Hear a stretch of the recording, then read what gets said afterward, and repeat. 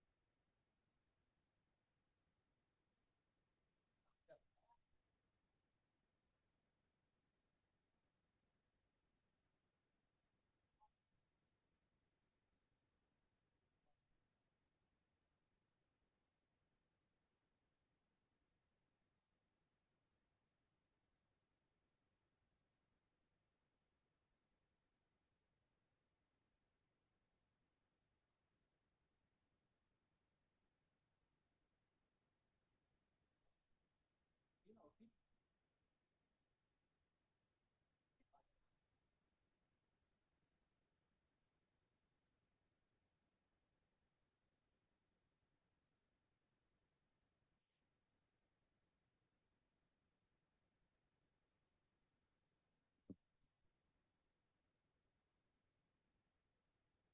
you have a mic.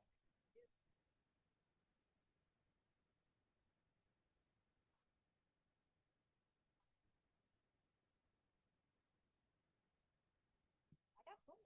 Oh, I'm happy with Okay, I'll take.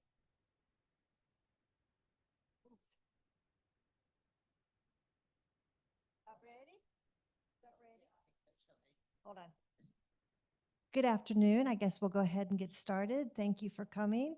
If you have a cell phone, if you could please silence it or turn it down, it'll be greatly appreciated so it doesn't go off during the presentation. If you are on Zoom, if you would please stay muted until after the presentation. If you have any questions for the speaker, you can put it in the chat and I'll monitor the chat and we'll get the questions answered for you. Laura Berns is here and she is going to introduce our speaker. Hi, good afternoon, and I'm pleased to see all of you here. And I'm really looking forward to hearing what Kenny Whitley has to say about the war in Vietnam. I think you may have guessed that he has experience in Vietnam. He is a distinguished military graduate, was a distinguished military graduate of the University of Houston, and he holds 4 college degrees. And then he served 28 years in the U.S. Army, first as an armor officer, and then as an ordnance officer. and he commanded at every level. However, he declined in the end to be appointed as a general and instead took a diplomatic assignment in Saudi Arabia.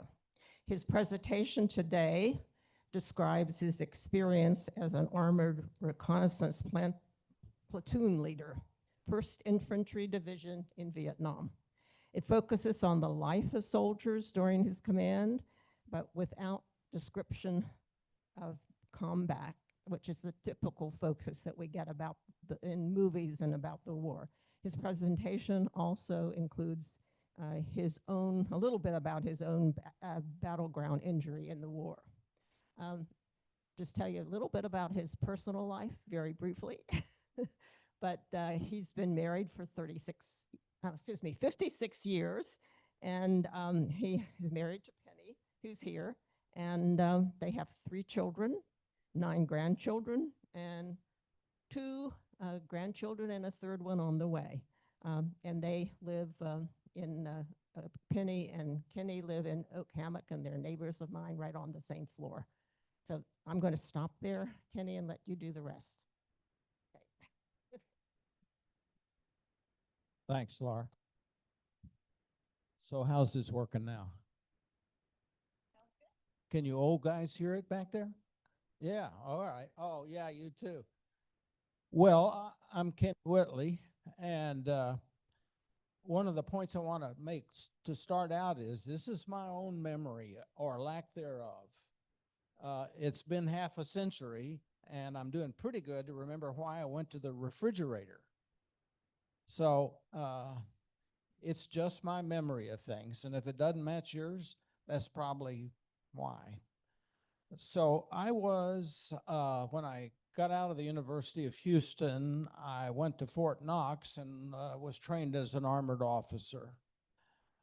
There, I was never exposed to the idea of Vietnam, but what I want to do to start out for you here is explain some of this language. Normally, if you think Army units, it's platoon, company, battalion, what, regiment? Well, not regiment. Brigade, thank you, division, corps, and field army. But the cavalry have their own nomenclature, which they've kept since the Indian Wars. So you will see troop, squadron, and regiment rather than company, battalion, and that other thing.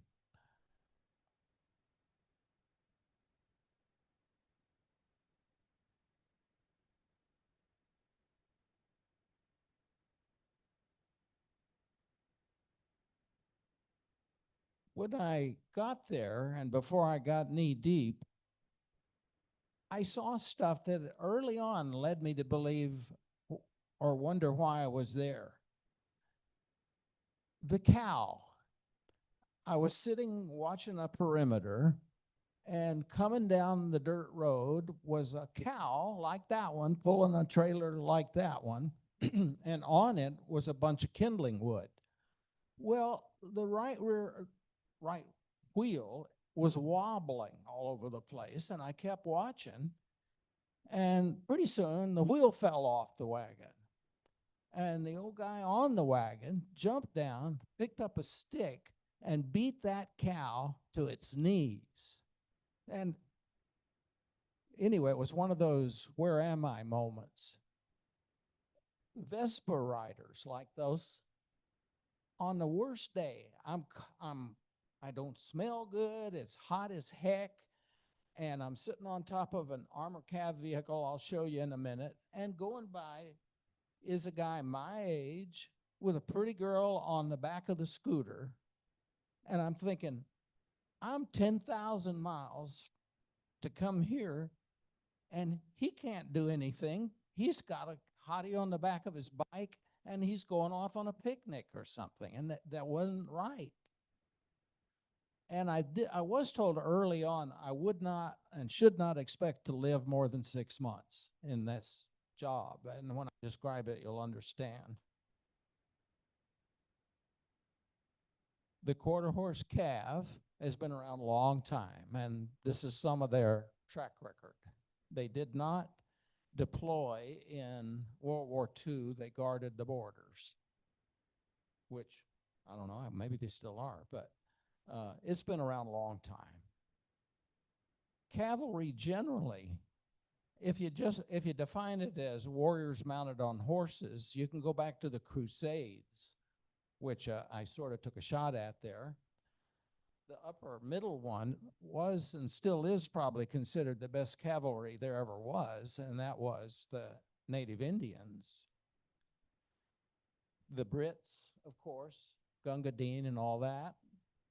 The cav that we kind of traditionally think of, John Wayne and Maureen O'Hara, so I didn't show any horses, but that's from the movie Rio Grande, and if you ever get a chance to watch it, it may be the most accurate depiction of the cavalry of that era, except for the Sons of the Pioneers singing to the colonel and, you know, the usual. And that mess down there is an Vietnam-era armored cavalry unit. Mine look better than that, but that's what mine generally looked like. So I graduated the University of Houston. I received a reserve commission, that's the R in ROTC. But I was a DMG, so I would eventually get a regular Army commission. But I don't know if it's still so, but back in 1966, West Point was provided a data rank ahead of all other sources of commissioning then, and had been such for decades, which to me explained some of the generals that I ran into. But so you start out with a little bit of a handicap. I went to Armored Warfare School at Fort Knox, and subsequently to the 3rd of the 77th Armor at Fort Carson. At Knox, they didn't even have little villages, so they'd show you what it looked like. Later on, they did that sort of stuff. I was the only non-West Point officer in that battalion because all the academy guys grabbed up all of the good, in quotation marks, jobs. And I trained at Fort Carson in the desert in the winter to go fight in the tropics.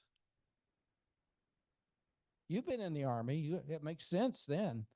The vehicle we had at Fort Carson was that thing up there. That's an M114, and it was purchased by the Army to be a reconnaissance vehicle. It was powered by a 283 Chevy, and it was built by Cadillac, and it's the worst thing the Army ever produced, and that's a long list. If you see the flat front end on that, so if you come to an obstacle that's a foot tall, you can't get over it. And if you did, it would rear up and sit down on its back end and begin dumping fuel. They were horrible, and they did get rid of them pretty quick. That bottom picture pretty much depicts my training to go to Vietnam. Okay, I deployed from Houston Hobby Airport. That's the best I could do on that. We flew Hobby to Travis Air Base in California, and then to Hawaii, and then about halfway between Hawaii and Vietnam, the pilot came on and said, "We've lost all our hydraulic fluid. We don't have any flaps. We don't have any nose gear steer. I have to steer the plane by changing the engines left and right. And I'm going to have to divert to Guam because it has these B-52 runways, and, you know, we can roll forever without brakes if we can get on the runway." So we did, and it did, and that pilot could have anything on Guam he wanted when we got off. Unfortunately, we did have to get back on again, and flew on to Tonsanut. And from there, I was put on a bus and went to Fuloy, which was a base camp. Originally, it was an airfield the Japanese built in the 40s. And at Fuloy, it had this runway. This is an improved looking runway. It was made out of perforated steel planking. We know what that is. And every so often they would fly a Caribou, a twin-engine cargo plane in there, and everybody would come out to see if it made it without running off the end of the runway. When I got there, I was in that little hooch there. It was wooden floor, wood sides up to about hip height, screens, and then a canvas roof that would roll down. And I was so tired by the time I got there, I got a cot and I'm sleeping, and then I wake up and there's all kinds of booming going on. I thought it was outgoing artillery. Wrong, it was incoming. And I'm looking at this canvas and suddenly there are holes in it and I can see the flashes. And I'm thinking, uh-oh. So I got my helmet and my pistol and ran out in my whitey tighties, and I ran out the wrong end of the tent. The bunker was out the other end. So I turned and started running down the side of this thing, and I hit every tent stake and rope the whole length of this thing. And by the time I got in the bunker, the guy said, "You've been wounded, Lieutenant?" I couldn't explain it. So I was a mighty warrior, almost. My platoon was 33 men, almost all of whom were draftees, and you couldn't tell the difference between a draftee and a long-term soldier. They all did their jobs. I had a medic who was a non-combatant, 7 ACAVs, which are these things. Those are M113s. They weigh 11 tons, and their armor is aluminum. So if it was anything bigger than a pistol bullet, it just went right on through. And I had 3 M48 tanks. They weigh 50 tons. And the armor on them wasn't all that good, but they were intimidating, which was my goal. If I could scare them, I would. And a Zippo. A Zippo was one of these that was rigged to spray napalm. Nobody wanted to be around it, but we had it. And I used it one time. And it's so intimidating that I'll tell you, my philosophy was I don't ever, you know that thing about don't fire till you see the whites of their eyes? You see the whites of their eyes, it's too late. And in fact, if I have to fire any of these weapons, I feel like I'm screwing up. There's so many ways to inflict misery on the bad guys without having to even see them. And I practiced assiduously how to call artillery. Thank you for the king of battle. And my only fire mission I ever called, we were not far outside the fence going somewhere, and we were getting shot at from somebody maybe 600 or 700 yards away. And I called a fire mission. And there's a sequence of events for a proper fire mission. I only got past Charlie 6, Abercrombie 7 fire mission. And the guy on the other end said, wait a minute, where are you? And I generally told him, he says, is that where those banana trees are, about 600 yards off to your right? I said, yes. And he said, wait out. That means shots on the way. And boom, they were 1/8 inch round and no more banana trees. That's as close as I'm going to get to combat for you. Keep it right there. All right. And my mission was to clear roads. That means to be the first people down the road in the morning with a big kick me sign. I'm sorry, and most of the roads had been cleared back with Agent Orange, so I got some of that every morning. Perimeter security, if we had to provide security to another unit or reinforce or do a blocking position, we did that. And engage as directed. And there were circumstances like that. The only story I'll repeat is we were told to clear an area. We thought the VC were there. And we had to close with that. And when we got in there, it was under a single canopy, and there were still pots and pans sitting on the fires there, but there was no humans. And some of my more experienced soldiers, keeping in mind that this is a one-year tour, so of 33 men, 3 just got there, 3 are about to leave and don't want to get in any way entangled. But in between, somebody said, here's what you do, and he did it. They threw a smoke grenade in an entrance to a tunnel. I did not permit my soldiers to be tunnel rats. Some troops loved crawling in there. And the smoke would come out of the ground in 3 or 4 places where the tunnels were vented. And the troops would run over and hang about a pound of C4 explosive down each of those holes and set them off. Well, who's in there? For all, it could have been their guy and his wife and kids or whatever. And so we didn't do that anymore. I just couldn't feel comfortable about it. Okay, area of operations, that's what I got. We didn't have Siri telling us where to go. And we worked with topographic paper maps. The Army story is when you're going to really, really need to know where you are, you will be at the juncture of 4 map sheets in the rain at night. But I insisted my soldiers know all the time where we were, and I would call on them every so often to tell me where I was. But that triangle there was a place called the Iron Triangle, and it was a large Michelin rubber plantation. But you can see with Cambodia up there, it's a pretty much straight shot down to Saigon, and that highway that runs north to south there was Highway 13, and you'll hear that in various war stories. And we operated in that region. 3 men I remember in my platoon in particular, and I'll talk about them. Jerry Dean Charlton was my medic, and he was a good medic. He would go from track to track every day, make sure the guys are changing their socks, and if they've got any cuts or bruises, he would take care of that.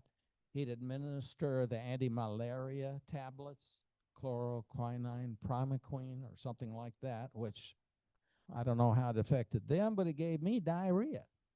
Now, I can tell you, clearing a road, if you've got diarrhea, where are you going to go? I can't describe it. But he did. He read the Bible almost constantly when he wasn't doing his job, and he explained to me that this was in the era of the draft.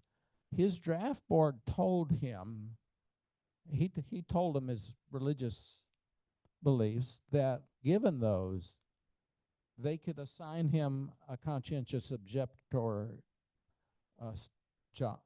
denomination, and he would not have to go in uniform. And he told me he couldn't walk away from his country, but he couldn't kill in the name of his country. So he was offered the opportunity to enlist as a medic or a chaplain's assistant, both of whom carry a sidearm. The medic carries it to protect the patient, and the chaplain's assistant carries it to protect the chaplain. And I don't think I ever saw him use it. The other smiling face here is Sergeant Harper. He was the oldest guy, but he was only in my platoon 3 or 4 days. He would come with a new lieutenant and teach him everything he knew and go to the next guy. He was a legend. He was wounded on Pork Chop Hill in Korea by a bayonet, and he was on his 3rd tour in Vietnam. He's also an author. He wrote this book, The Life of a Soldier. It's a vanity publication is really horrible, but he's proud of it. And Lieutenant Ronnie Jones, who was commissioned the same time I was at the University of Houston. I'll tell you about him later. This is the amount of firepower that was at the hands of me, a second lieutenant. I had 3 90-millimeter cannons, one on each tank, that fired almost exclusively canister rounds, like they fired in the Civil War, where they stuffed chains down the cannon and fired it into people. Only these were designed as canister rounds, and several hundred darts came out, and it would kill most everything within 100 yards. 11 Browning 50 calibers. They're still around. They're on ships and all over the place. I don't think they ever designed a better high caliber weapon. It's a 1/2 inch bore, and it can shoot 500 rounds a minute. If you get 11 of those going at one time, that's like 5,000 50 caliber rounds that you're putting out. And the bad guys know that, and they do not want to make you mad. Now, you can't do that indefinitely. If you actually just stayed on the trigger, it would melt the barrel and the working mechanisms, but you had to let it cool, and we did carry extra barrels in our ACAV vehicles. We had 11 M60 machine guns, which was the squad automatic weapon over there, very reliable. It ran at about 300 rounds a minute. The Zippo that I told you about, 4 Claymore mines. You ever heard of those? I don't have a slide, but that's kind of what it looks like. And we'd put 4 out in front of every track at night with electric detonators. So that's 44 Claymores that are deadly. We had a grenade launcher, and we had the crew serve their personal weapons. And I had artillery on call, and I did, because it's part of my philosophy. If I can kill them with kill, that's a bad word. If I can cause them severe injury with artillery, I would. I didn't want to get my guys in, have them get severely injured. I also could call in air support occasionally, and I would get assigned a forward observer who would ride on my track along with me and the medic. And one of the reasons I don't hear very well right now was I had a Phantom F4 go over so low it made the whip antennas on my track whip around. And I didn't see him coming, so that was an unpleasant experience, but there he was.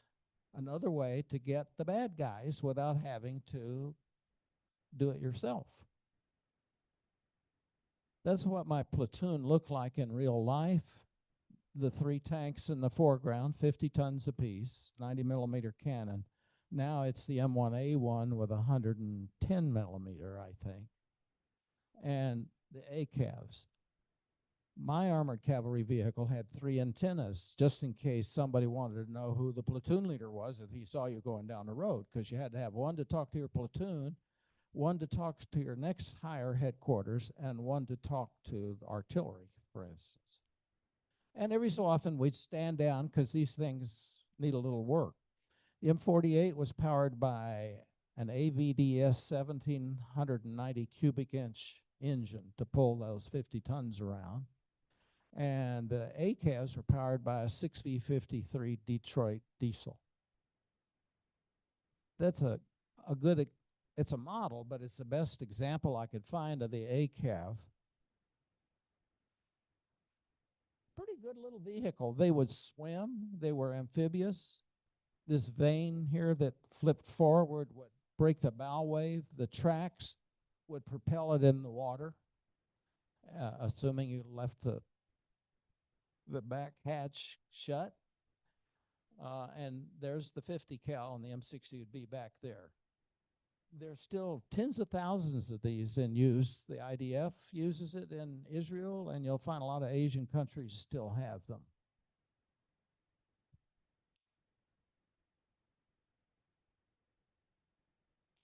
combat, we were at risk all the time. Maybe at Fuloy, not so much if we had to stand down, but if we were reinforcing an infantry unit or something, or just going down the road, we'd get shot at. And my ideal, I explained to you later, but if you look really good, you're less apt to get engaged. And that was part of my goal. I took that picture there, and it was just a coincidence in timing, but we're not going to talk about it. Movies can't duplicate very accurately the effects of war. Sounds, shock waves, people getting killed, and odors. Odors, not just that, but we all slept in the back of these APCs. The infantrymen called them motels. And I guess compared to them, that was a pretty good way. But I got to tell you, we didn't smell good. I don't know a tactful way to say that. But you would sleep under a poncho liner, which was sort of a polyester blanket. But after so many days, it began to smell bad. And then it would rain on you all the time, and it just made it worse. And for some reason, that's something that's stuck in my head. Things you can't see, cannot unsee. And I wouldn't describe, but it's there. And a thing called selective disobedience. Have you ever heard that term? I'll bet you money there's people in this room who have used selective disobedience when seeing a 15-mile-an-hour speed limit sign. I don't know, but I'm just suspicious. For us, I can think of two instances. Apparently, there were problems with soldiers having accidental discharges on their weapons, shooting the guy next to them. So order was put out that nobody in the division would chamber around until you were fired on. That lasted just as soon as you get out the gate. We chambered. I'm sorry, and that was selective disobedience. Another one was, under no circumstances could we fire into Cambodia. So you're over there, and they're shooting at you from Cambodia. What was I supposed to do? So anyway, there were instances of that, and it was a kind of an unwritten doctrine that you got to do what you got to do. Factors rarely in the movies. Dear Johns, you know that term, Dear John letters? There's actually a book about Dear John and how it originated back in the Greek wars or something. Women have been writing to guys one way or another and saying, you know, we were together in high school and I knew we promised them. We had a bulletin board outside our headquarters in Fuloy with a little roof on it, and it was the Dear John letter bulletin board. Everybody that got one would take it down there and stick it on that bulletin board. And the whole board was covered with them, and it did. But I don't know the psychological effect on a young man who's just been told that his high school girlfriend has flushed him, how much that preoccupies them when I needed them to think about other things. Homesickness, they were 18, and probably many of them had never been out of their home county except to get there, and they were homesick. Okay, that other H word there. They were horny. They're 18, 19 years old, for heaven's sakes. So one story I could tell, I found out one of them had frequented the Madame de Village in this little village. And I got him, and I told him that this is dangerous. You can get something horrible. Don't do it. Right. So I had my medic go get a case of prophylactics. And I issued 2 to every soldier in the platoon and told them it was for blousing garters. Blousing garters are what you wore around the tops of your boots so you could tuck your pants underneath and not get critters. And they made great blousing garters, or whatever they decided to do with them. It was boring a lot of the time. Somebody had to be awake all the time. So there you are, and lack of sleep. I don't think I ever really slept. And Penny will tell you, a year later, I was still lurching. Well, I couldn't help it. Other factors, eating and warming your food. We only had, you think of those as World War II, but sea rations that came in cans. They weren't so horrible. If you could get a bottle of Tabasco, you could eat almost anything that was in those cans. And if you could get a shaker of garlic salt, you've died and gone to heaven. And that thing up there is a Meramite can. They were all over the Army back then, and often, no, maybe once a week, the XO would show up in a Huey,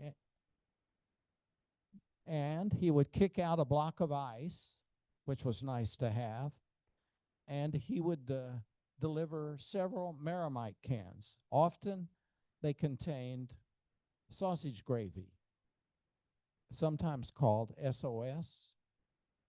Yeah. And it was always a fight to be last in line, because if you were, when you got there, you got all the greasy stuff that was down at the bottom, and it was good. Well, about toilets and showers, we were out there. So if we were lucky enough to be around a large enough compound, there were these outhouses, 2-holers or 3-holers. Excuse me. And you could maybe have a newspaper to read, and it was luxurious compared to what we're doing out in the field, sort of. And if you wanted a shower, the rain felt really good. Or we had these Lister bags with a little nozzle under them, and you could hang it on the tank gun barrel and get under there and bathe in front of God and everybody, because there was no privacy. And now these barrels that are in those outhouses, you could smell the outhouse hundreds of yards away, but eventually you had to deal with what was in the barrels.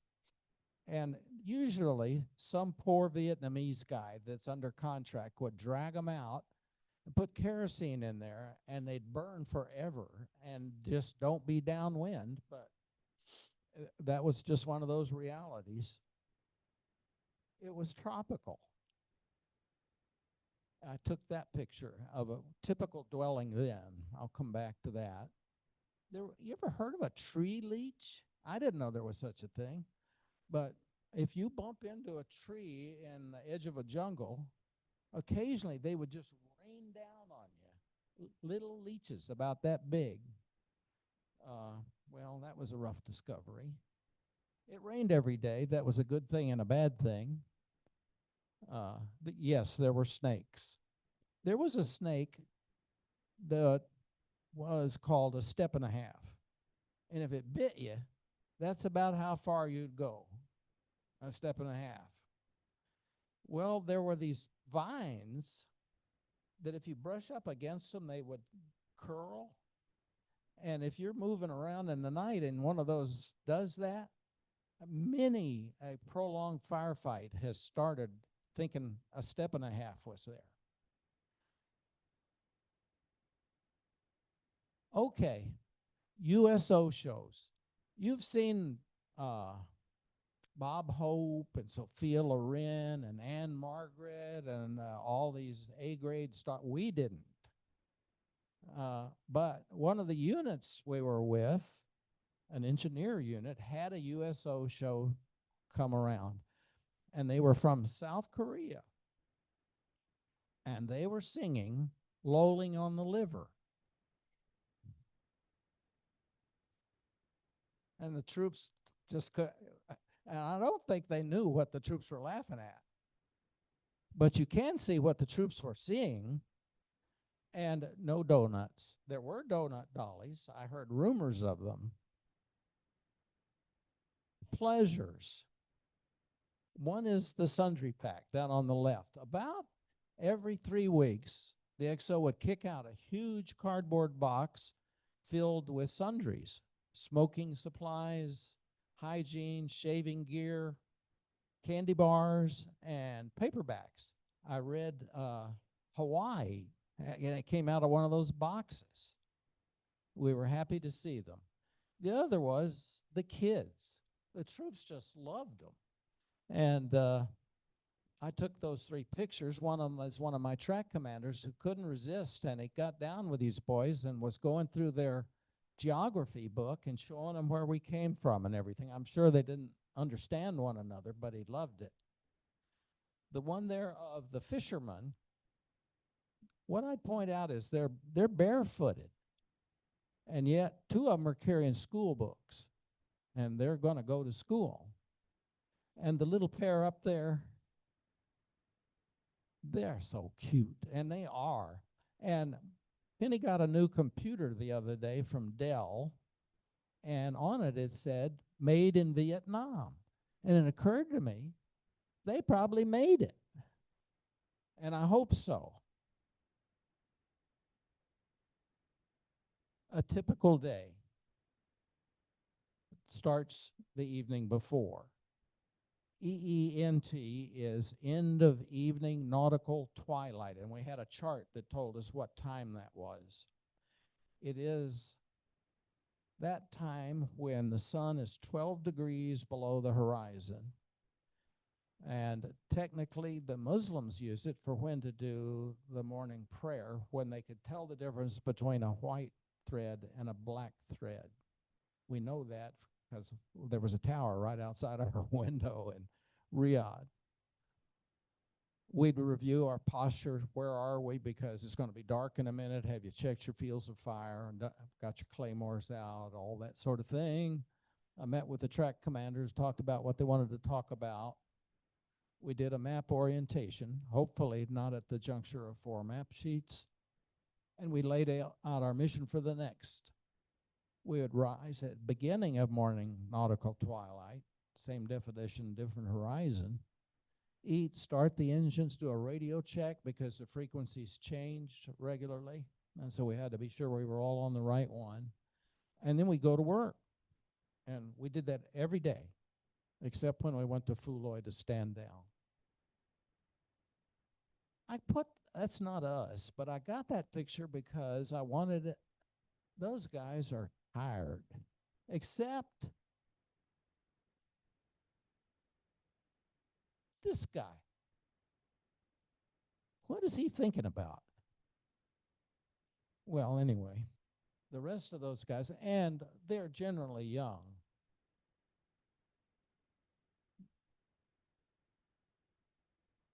I was on a cab that got blown up by a very large, we call them IEDs, but it's improvised explosive device. And my track, that isn't it, looked worse than that, and I'd been sitting where those rear ammo boxes are. I felt it go off. I did not hear it. And when I woke up, I was 30 feet away. And I got medevac pretty quick. The troops knew where we were, and they called a medevac, and by the time I woke up for the 3rd time, that he was setting down, and it picked up me and my medic and my track commander.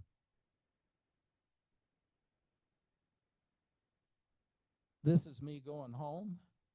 From the field, I was medevac to a field hospital. It was a triage center. And I was pretty banged up.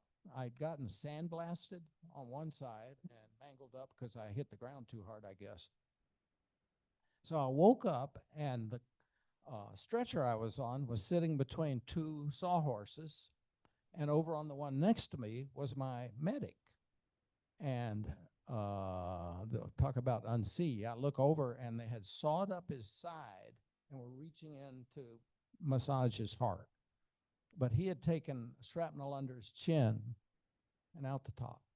And that was the end of him, too. Then I went to Tansanut Air Base, and then I was flown to a hospital in Zama, Japan. in a C-141 that was full of stretchers, 4 deep, 4 across, with nothing but bags and tubes and nurses. Oh, about that beautiful nurse. Well, I'm laying there and I'm hurting, and there she is. And I said, "Can't you give me something for pain?" And she said, "Not right now, Lieutenant, because we need to know where you hurt." And I passed out again. And later, I don't know if she woke me up, if I woke up, but there she was. And she says, "Now, Lieutenant, I'm your new best friend. I'm going to give you something to make you feel better." I assume it was morphine because I felt better. And then I behaved inappropriately, and she became the most beautiful woman I had ever seen in my life. And so I reached up, and she said, "Now, Lieutenant, we don't want to do that." I bet you I responded, "Oh, we do," but we passed out. And while I was in Zama, they put me in a body cast from my armpits to my knees, and I was in that for a long time.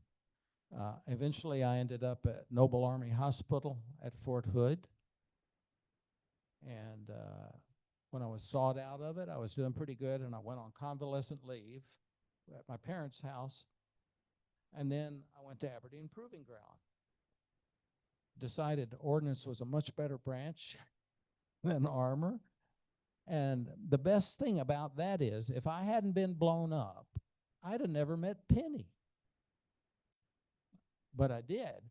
My roommate in the bachelor officers' quarters at Aberdeen was dating her roommate in college in Baltimore, and he says, "Hey, you want a blind date?" So I wouldn't have had that. That's the good news. Jerry Dean Charlton, Penny and I went over to Marvel, Arkansas, right next to Helena. Ever been there? It's a speed bump. And nobody could even remember him. It's where he grew up. I wanted to put a plaque up in the school for him or in the city hall saying, "There's a guy that died for his country, and he was a conscientious objector." I think very honorable. Well, the city hall was a card table in the washateria, and the rest of the town is boarded up mostly. The VFW hall, this is 50 years later, had been named after him, but it burned down, and nobody could remember where it was. His sister couldn't remember him at all, and there was a lady in the little library there who went to high school with him, and so she told me exactly where to look for his grave. And we went there, and we put those flowers on his grave because it was 50 years. Actually, I think there were 8 nurses who died in Vietnam. A couple of them died of tropical diseases, but some of them died of violence. But Jerry was one of 58,000 men who died in Vietnam. I don't know. Well, they're making computers there now.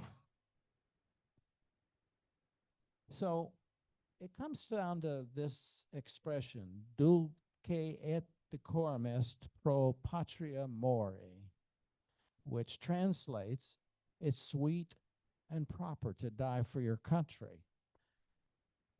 Excuse me. That phrase was first dropped by Horace there in roundabout the year 100. And this other fellow over here, Wilfred Owen, was an anti-war poet in World War I, even though he commanded a company and was killed in the last week of the war. And he wrote a poem, Dulce et decorum est pro patria mori. What Horace meant in context was, if you've got an army, every person in it subscribing to that idea, you don't want to fight with them because they are going to kill me because I'm not going.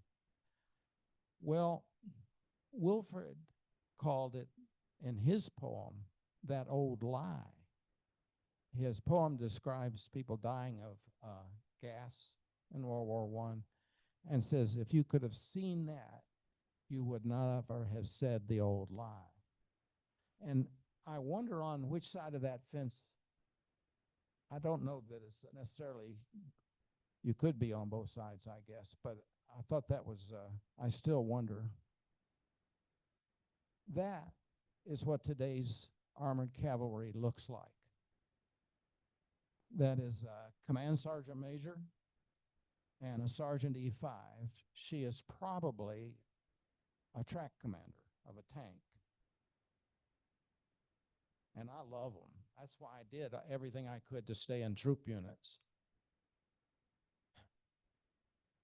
But how would that do under the things I described getting there?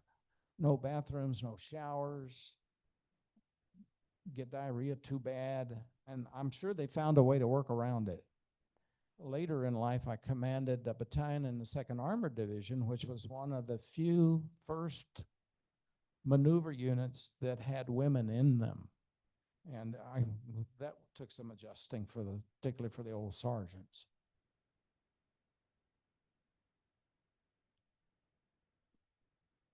Yep.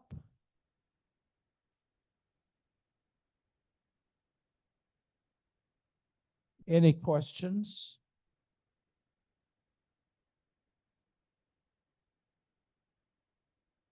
Yes, sir. Say what? 67. I got promoted from 2nd lieutenant to 1st lieutenant there. No other questions? Any other questions? Ann?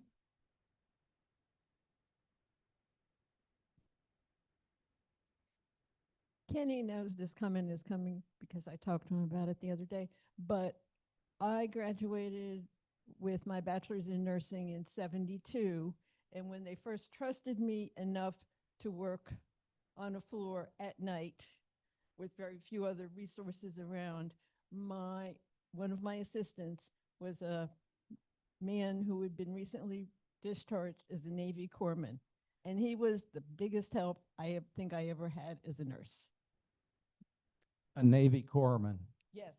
I had a good buddy live behind me when we were in Huntsville, and when he enlisted, the guy said, telling him, he was like 17 and a half or something, he said, you want to be in the Navy. You don't want to be in the dirty old Marines and things, and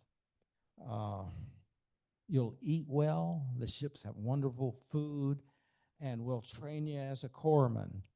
What he didn't mention was the Marines don't have medics. They use Navy corpsmen. And he said he had fallen for it, and 6 months later, he's knee-deep in rice paddies.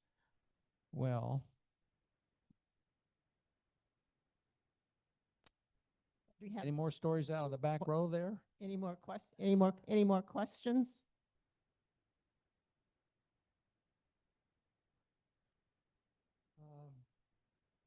You mentioned the distribution of condoms. Okay, I've got a story about distribution of condoms. I retired from the Navy, and back in the 70s, venereal disease among our units was a big problem. And somebody came out with the idea that we officers need to show an example. So some bright genius came out with the idea is we're going to distribute condoms to everybody, including the officers, and it's mandatory that everybody from the captain on the aircraft carrier I was on down must at all times have 2 condoms on their person. And if they were out on liberty, if they got challenged and they couldn't produce their 2 condoms, then they had to buy a round of drinks for everybody in the area, whether it was in a bar or on the street or whatever. Well, I, of course, had my 2 condoms, but I didn't get into a lot of trouble over it, but I have to tell you, some of the married officers who were my colleagues, when their wives all of a sudden went into their pockets doing the laundry and then found 2 condoms in there, there was some explaining to do. Well, I'll close with a story. It says that the military has a long tradition with stars. The Army and Marines sleep under them. The Navy navigates with them, and the Air Force picks its hotels. All right, that's all I got. Hank? Yeah, I'm Hank Wake, and I have to make one clarification. One of the gentlemen back here said he was in Vietnam, as I was, never saw a chaplain. And I thought to myself, well, we lost a bunch of them over there, considering the number we had. We had, 15 killed in combat, I guess, and more than that died of heart attacks and all the rest. But we did, at least I did, 7 services a day in a helicopter. Drop into the jungle, have a service, go to the next piece of the jungle. And there was a lot of soldiers there. And when we showed up, they were happy to see anybody that would say, maybe you'll make it out of here alive. And our call numbers were the Righteous Brothers. And so me and the priest they'd say, hey, we got the Righteous Brothers up here if you want them. And those youngsters would say, bring them down, anybody. And we'd have our services, and then we'd circle off to the next place. It was a horrible place. And these youngsters they're talking about, they were all young, and most of them didn't know why they were there. And I hope we never go back into that nonsense again, but we just keep repeating it and repeating it and repeating it. Yeah. If th- Have another comment here. My first husband, he's deceased a while ago, but he was in the Navy. He was an enlisted man. Because he was a college graduate, I think he got to go to OCS school, and you couldn't really get a job for very long if you didn't do your service duty, like probably a lot of men here. And so he decided, instead of waiting to get drafted, that he would join the Navy. And he played basketball on carrier ships. And he went all over the world on his carrier ships, shooting buckets. And they needed volunteers because Vietnam was coming around. And John said that he and a bunch of his buddies hadn't been to Southeast Asia. So they thought, well, that'll be a great place to go. We'll bounce a basketball there. And he said there were so many volunteers that he couldn't even remember if there was anyone from his carrier that was able to go to Vietnam, how things changed over the years. Any Okay. others? I want to thank you, Kenny, for being such a sort of very revealing and thoughtful talk for us. Um, if anyone is interested, I'd like to suggest a book they might want to read that's about Vietnam, which is called, it's nonfiction. It's called The Things We Carried. The first chapter in it is literally that. It's telling you exactly what different soldiers in Vietnam carried in their backpacks as they were, everything, including their supplies and their letters from loved ones and so forth. And then from there, it goes on to a more of a general kind of discussion. Anything else we need to say here other than thank you? Thank you, guys.